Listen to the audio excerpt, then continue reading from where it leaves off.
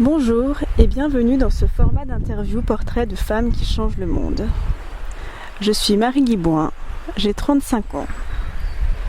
Je suis maman d'une petite fille de bientôt 15 mois. Je suis une artiste dans l'âme. J'aime créer, inventer, être là, ici et maintenant, et partout à la fois en même temps. Ce projet d'interview portrait de femmes qui changent le monde s'est imposé à moi comme une évidence. Depuis l'été dernier, j'invite des femmes qui m'inspirent à se mettre en lumière et porter leur voix au bord de la rivière magique à Montaulieu. Le 11 février 2020, j'ai accueilli Marion Calmel. Il est grand temps que notre conversation soit partagée au monde. Je t'invite à plonger en immersion dans un cocon rempli de douceur et d'amour.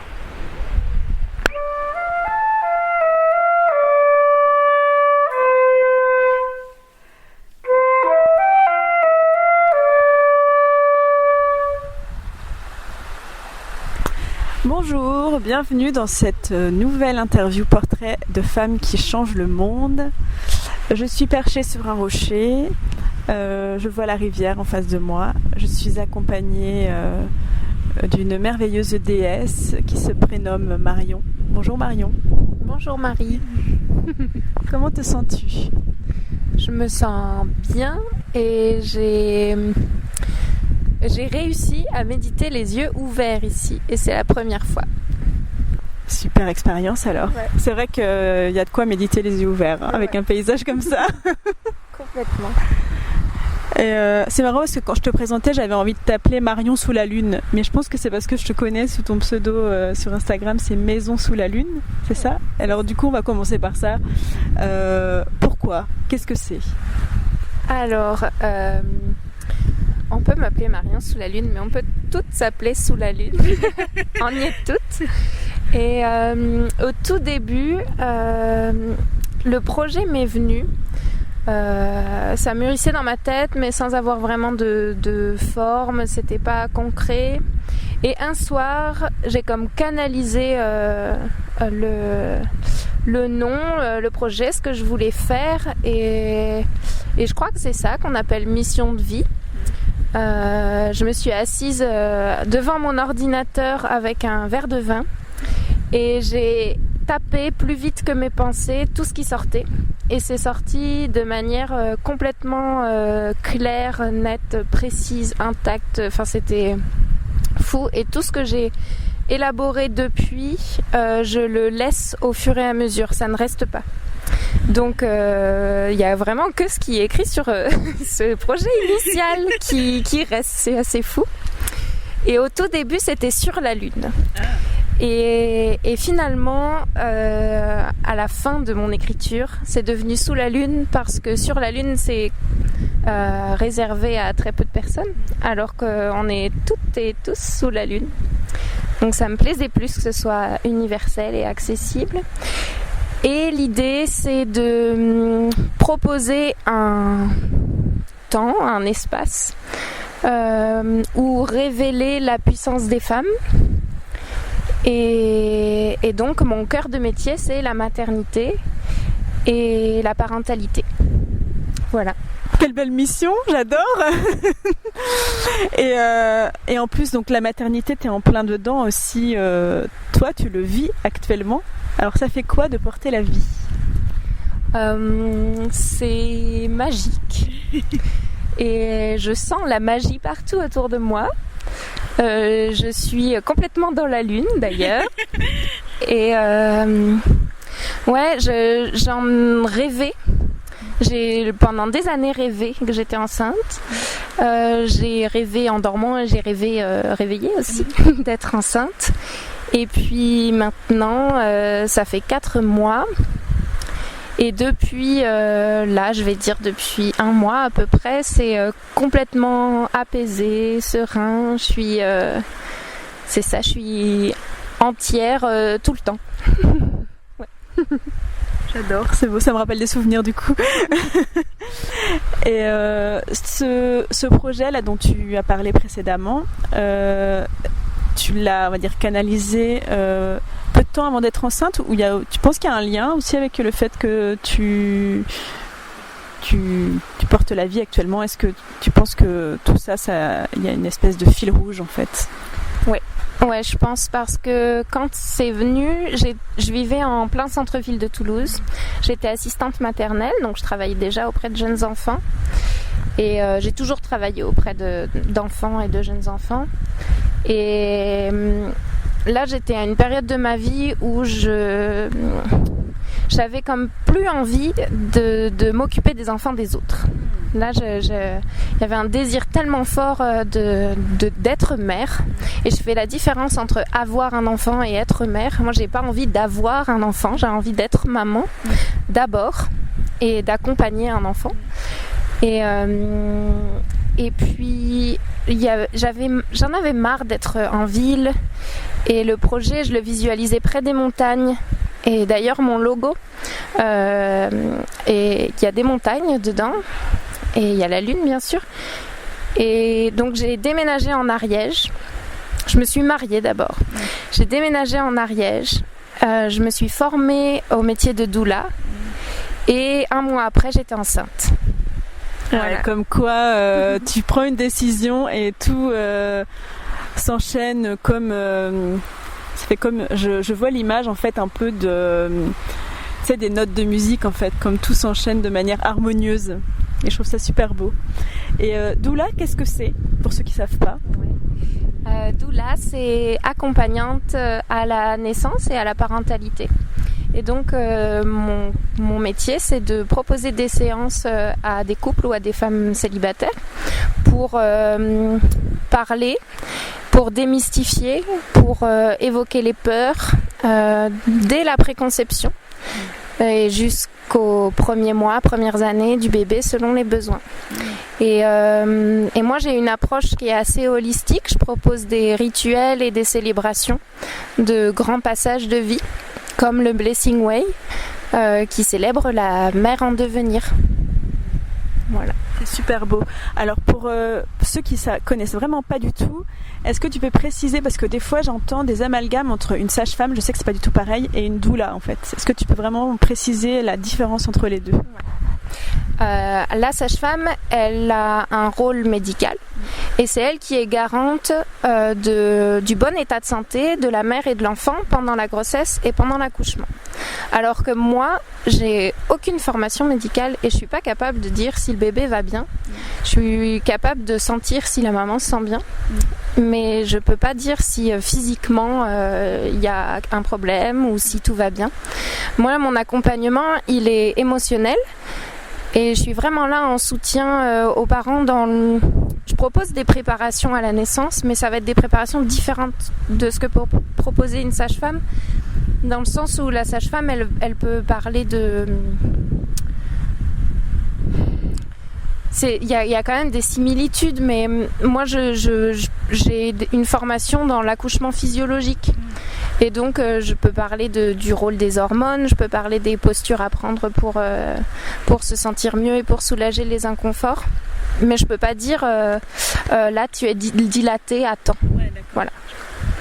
Et surtout, j'ai une présence en post-natal. Et souvent, les parents sont seuls une fois que le bébé est né. Et il y a quelques visites qui sont très peu nombreuses d'une sage-femme éventuellement. Il y a la visite obligatoire auprès d'un pédiatre, mais pas plus. Alors que moi, je viens au domicile des parents, j'aide à la nouvelle organisation familiale. Et je peux par exemple prendre un temps pour jouer avec l'aîné, s'il y en a. Je peux aider à préparer des repas, au ménage. Enfin voilà, c'est ça, à trouver le nouveau rythme familial dans tout ce chamboulement, aussi magique soit-il. C'est super important et je trouve que c'est encore... alors moi maintenant je baigne un peu dans cet univers-là, donc ce que tu me dis ça me paraît logique, mais je trouve que c'est encore très méconnu par la plupart des gens et c'est tellement... C'est un tsunami en fait, l'arrivée d'un bébé c'est magique, mais ça demande effectivement une organisation complètement différente et d'avoir quelqu'un sur qui on peut compter. Et en plus quelqu'un, comme tu suis la famille depuis parfois la préconception, puis la conception, puis la suite, on sait que c'est une personne de confiance sur qui on va pouvoir compter Et je trouve que c'est super beau. Tu as un métier super beau. Ouais, mais en fait, je pense que c'est un métier. Bon, maintenant on le nomme doula, ça fait très longtemps que ça existe. Mais en fait, c'est ancestral comme mon rôle. Depuis toujours, les femmes accouchent, les bébés naissent et elles sont entourées d'autres femmes. Et moi, mon rôle, c'est aussi de ramener cette présence féminine de femmes qui partagent son expérience. Alors là, c'est drôle parce que je suis doula sans avoir encore accouché. Mais il y a enfin, peut-être que moi, Marion Calmel, aujourd'hui, j'ai pas encore accouché, mais je pense que j'ai déjà accouché avant. Donc c'est ça, il y a une transmission depuis toujours, quoi. C'est vrai. Et qu'est-ce que ça veut dire pour toi révéler la puissance de la femme? Je l'associe beaucoup à l'accouchement parce qu'on parle beaucoup de l'accouchement qui fait mal, qui fait peur, de la douleur, de la souffrance de l'accouchement. Et moi, je pense que l'accouchement, c'est un moment de puissance et de toute puissance. Et donc, révéler la puissance des femmes, c'est révéler, c'est ça, prendre conscience qu'on est capable de faire ça avec notre corps, avec notre utérus et avec notre vagin, c'est incroyable. Et en dehors de la maternité, il y a aussi toute la puissance du cycle féminin et de la nature cyclique féminine où, depuis que je me suis éveillée à ça, avant je subissais complètement mes menstruations et c'était douloureux et en souffrance avec des crampes qui sont apparemment similaires à des contractions et dans le bas du dos avec des vomissements et des fièvres, enfin c'était terrible. Et depuis que je suis reliée à ma nature cyclique,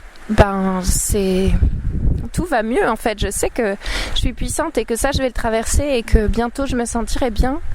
Et d'ailleurs, les douleurs ont diminué. Et comment tu as réussi à te connecter à ça en fait? À quel moment ça a switché? Genre que tu subissais tes menstruations, t'avais mal et tout ça. Donc maintenant ça s'est plus apaisé. Quel cheminement t'as eu en fait pour en arriver là? Alors, j'ai été suspectée d'endométriose et ça m'a fait très peur parce que donc j'avais un fort désir de maternité et depuis 14 ans, j'ai des troubles thyroïdiens. Donc, je sais que ça peut jouer sur la fertilité et en plus, je suis en couple avec une femme. Donc, je savais que le parcours allait déjà pas être de toute simplicité. Donc si on ajoutait à ça l'endométriose, c'était vraiment difficile et ça me faisait très peur. J'avais peur de jamais être mère. Et donc j'ai fait le premier examen qui se révèle souvent positif. Souvent on décèle rien. Et moi quand rien n'a été décelé, je me suis dit ok, je choisis de ne pas avoir d'endométriose. Par contre, il faut que je trouve une solution parce que si c'est pas ça, il y a quand même autre chose. C'est pas normal de souffrir à ce point tous les mois depuis que je suis menstruée. Donc, je me suis tournée vers la naturopathie et c'est d'adapter mon alimentation à mon cycle qui m'a d'abord éveillée à ah oui, il se passe des choses avant que je saigne. D'accord. Et ensuite, j'ai lu La puissance du féminin de Camille Sfez. Et là, ça a été toute la révélation. Et après, Lune rouge de Miranda Gray. Et puis après, le métier de doula. Et voilà. Oui, c'est clair. J'ai pas encore lu La puissance du féminin. Du coup, tu me donnes envie il est sur ma liste. Tu me donnes envie de le lire. Et Lune rouge, ouais, super intéressant. Très bonne référence. Ceux qui écoutent Lune rouge, ouais, très très bonne référence. Attends, j'ai envie de prendre une petite pause parce qu'en fait, c'est tellement puissant. Je trouve ce qu'on est en train de partager. Je m'autorise ça depuis peu. Avant, je n'osais pas prendre des pauses dans les interviews. Pourtant, le silence, c'est d'or. Oui, ça fait du bien. Et du coup, je pense que j'invite aussi les gens à s'autoriser des silences. Ça fait du bien.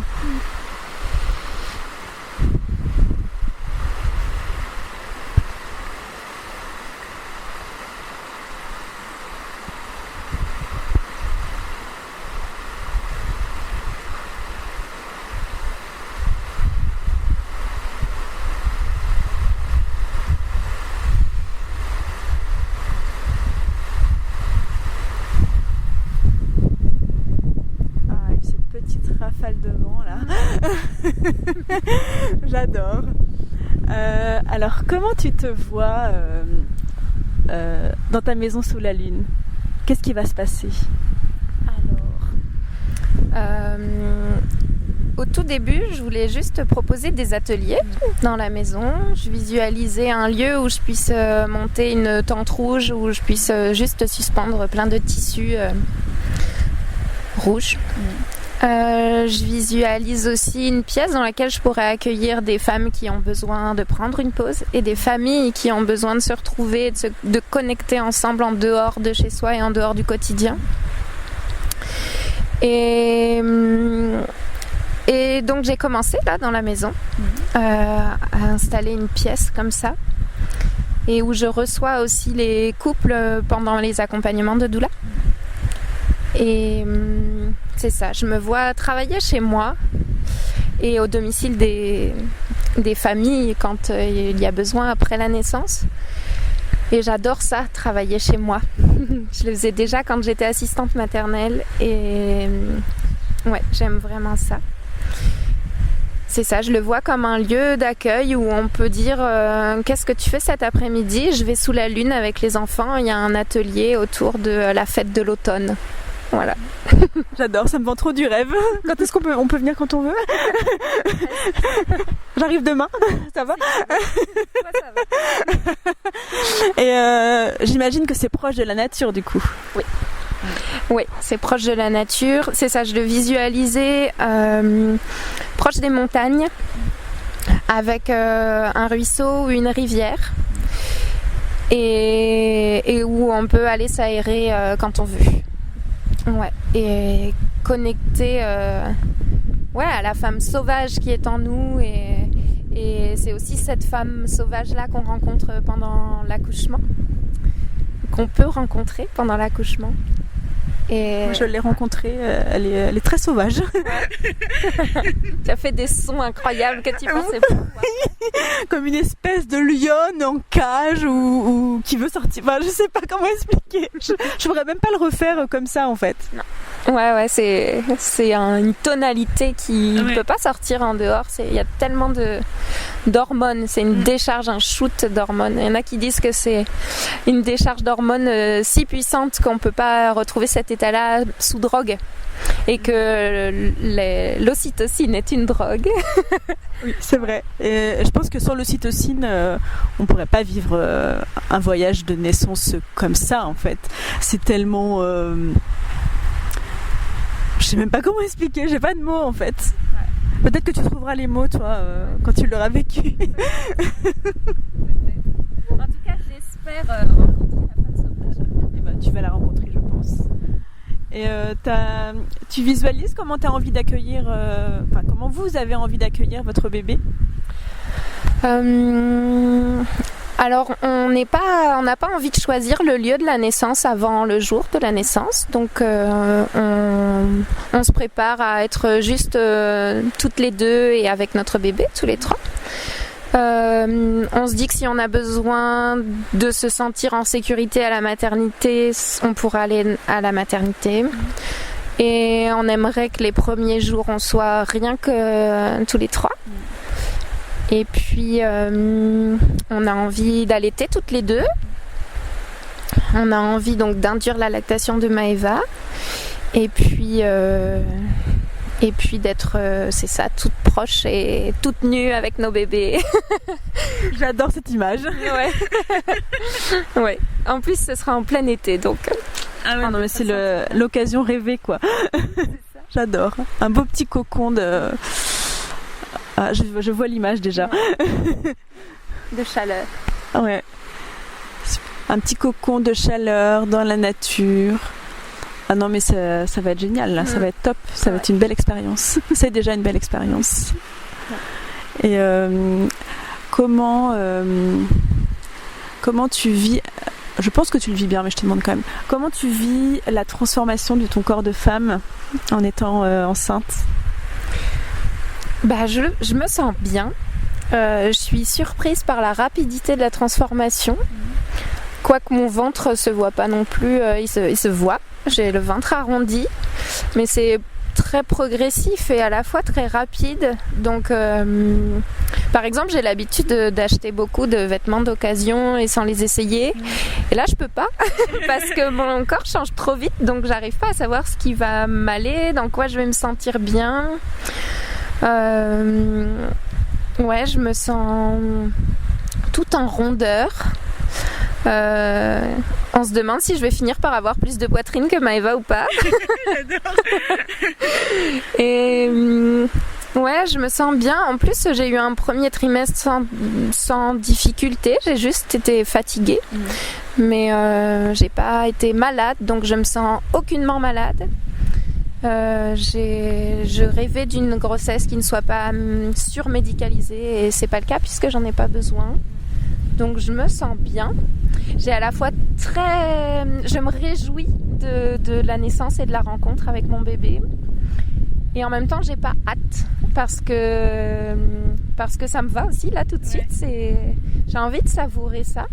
Et puis il y a aussi l'idée que peut-être ce sera mon unique grossesse, puisque Maëva aimerait bien porter notre deuxième enfant quand on aura peut-être envie d'en avoir un deuxième. Et donc je savoure tous les jours, toutes les nuits, tous les couchers, tous les réveils. Ouais, je me sens bien. Et puis je suis déjà pleine d'hormones. J'ai les émotions très vives. Et c'est rigolo parce que Maëva est hypersensible et je lui disais mais en fait t'es comme je me sens là en ce moment mais tout le temps depuis toujours, c'est fou. Et oui, donc je pleure beaucoup, je pleure de rire, je pleure de joie, je pleure de bonheur, je pleure aussi quand je suis triste, mais ça arrivait déjà avant. Et là c'est ça, c'est très vif, c'est pur en fait. Ouais. C'est beau comme partage. Et je pense aussi que t'as aussi l'espace de vivre tout ça, parce que t'as pas un mode de vie genre on va dire classique par rapport à ton métier, à ce que tu proposes, etc. Tu peux te permettre de choisir tes horaires, avoir un rythme de vie qui convient à ta nature cyclique justement. Et bon, moi aussi je l'avais vécu aussi comme ça, et je trouve que c'est un cadeau qu'on se fait. Parce qu'on peut se permettre. Alors je dis pas que quand on est dans un rythme, je sais pas, métro boulot dodo, on ne peut pas se permettre ça, mais ça nous laisse la place, en tout cas l'espace de bien vivre et de bien savourer notre état rempli d'hormones, que moi j'ai kiffé aussi, j'ai adoré ce moment-là. Ouais. Et ça te va très bien, cette grossesse. Merci. Ouais, c'est ça, j'ai la place d'être créative. Et je crée un bébé et je crée aussi plein de choses avec mes mains et de développer mon entreprise en même temps. Ouais. C'est pareil, mon activité se développe en même temps que mon bébé dans mon ventre. Et je pense que c'est relié et qu'il n'y a pas de hasard. Et ouais, c'est ça. Mon activité et Sous la Lune sont en gestation et mon bébé aussi. Et puis ça correspond aussi avec le rythme des saisons, alors que c'était c'est pareil, c'était pas fait exprès, c'était pas calculé, mais ouais, c'est ça. À l'automne, j'ai commencé à couver. Là c'est l'hiver, je me repose. Et puis au printemps, tout va éclore avec la retraite que je propose, la retraite prénatale pour les couples de parents. Et moi je serai enceinte de 7 mois à ce moment-là, donc on sera là avec Maëva aussi pour partager ça avec les couples. Et c'est ça, tout entière. Tout entière, j'adore. Et t'es aussi, il me semble, t'es aussi en train de créer des méditations. Et tu le fais au rythme de ta grossesse. D'après ce que j'ai compris, et j'ai vu ça sur Instagram traîner il n'y a pas longtemps. Tu peux en parler un petit peu de ces méditations ? Ouais, en fait, je vais créer, et je suis en train de les mûrir, des rituels qui accompagnent la préconception, le désir d'enfant, le désir de devenir mère. Et c'est quelque chose qu'on a vécu très fort avec Maëva, puisqu'il y avait toute une organisation pour concevoir. Et je trouve que de se ramener et de ritualiser ce passage, c'est aussi très important. Et puis le premier trimestre ensuite, le deuxième, le troisième, la naissance, et puis le 4e trimestre. Et donc Là, le projet, c'est de commencer d'enregistrer le rituel. À chaque fois, ce sera sous forme d'audio. Il y aura une page internet avec la liste du matériel nécessaire au rituel, et puis un audio, et puis un petit peu d'apport théorique aussi sur ce qui se passe dans le corps au premier trimestre. Voilà. Et donc je le fais au rythme de ce que je vis. Donc là je vais enregistrer celle de préconception puisque je l'ai vécue, le premier trimestre et puis bientôt le deuxième. Et puis j'enchaînerai après. Je trouve ça super beau. Et pour finir, j'aimerais bien que tu nous partages ta vision du féminin sacré. Enfin, ou du sacré dans sa globalité. Je sais que tu en as parlé aussi récemment. Ouais, en fait, c'est... Pour moi, le sacré, alors il est souvent associé à peut-être même la religion, ou... Alors je suis pas du tout religieuse, moi, mais... Ouais, c'est souvent relié à ça, à un truc mystique. Alors que pour moi, le sacré, c'est juste de... Enfin, juste... c'est mettre de la conscience. Donc le féminin sacré, c'est conscientiser sa nature cyclique. Et la maternité, c'est conscientiser sa grossesse et son désir d'enfant et son accouchement. Et pareil pour la parentalité. Et en ce moment, je lis un livre qui s'appelle « Vivez une parentalité slow ». Et en fait, ça pourrait s'appeler parentalité sacrée pour moi. C'est le fait de ralentir, de conscientiser sa relation avec ses enfants. Et ça me parle beaucoup dans mon rapprochement avec la nature aussi. Et je le relie aussi à des pédagogies actives ou alternatives, et notamment la pédagogie Steiner-Waldorf qui est très reliée aux saisons. Et je trouve que c'est ça, ramener les cycles, c'est ralentir, observer la nature qui évolue, et donc observer son enfant qui grandit au rythme de la nature. C'est ça qui m'anime. J'adore, je trouve que ça fait une belle conclusion. Et en plus, au rythme de la nature, dans la nature, là où on est en ce moment. Merci beaucoup pour ce partage. C'est passé super vite. Ouais. On a parlé quasiment une demi-heure et c'est passé super vite. Ah oui. Merci beaucoup. Merci aux gens qui nous ont écoutés jusque-là. J'espère qu'on n'entendra pas trop le vent, que ça n'aura pas trop perturbé notre conversation. Mais bon, nous sommes dans la nature, donc on compose, on danse avec la nature. Merci. As-tu un mot de la fin ou est-ce qu'on s'arrête là en silence ? Si, j'ai un mot de la fin. J'ai envie de dire à toutes les femmes qu'elles sont puissantes.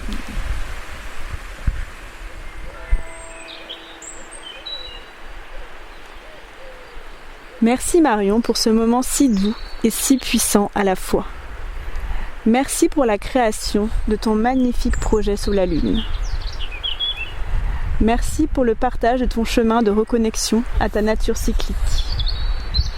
Merci pour ce shoot d'hormones de maman qui porte la vie, qui me replonge dans des souvenirs si délicieux. Merci d'honorer les femmes et de leur rappeler à quel point elles sont puissantes. Merci pour le beau message que tu transmets à l'humanité. Merci d'être toi, tout simplement. Quant à toi, cher auditeur, chère auditrice, merci pour ton écoute. Merci d'être là. Sens-toi libre de laisser un commentaire, de diffuser cette interview et de soutenir ce projet de la façon la plus juste pour toi. À très bientôt pour une nouvelle interview portrait de femmes qui changent le monde.